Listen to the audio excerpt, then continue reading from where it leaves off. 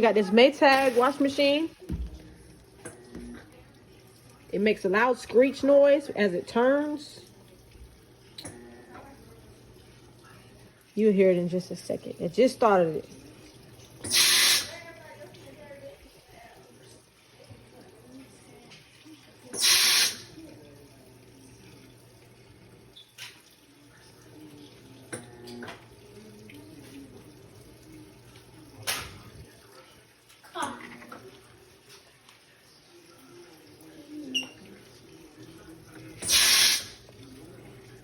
So if anybody know why it's making that noise, help us out and leave a comment so we can try to figure out how to fix this thing.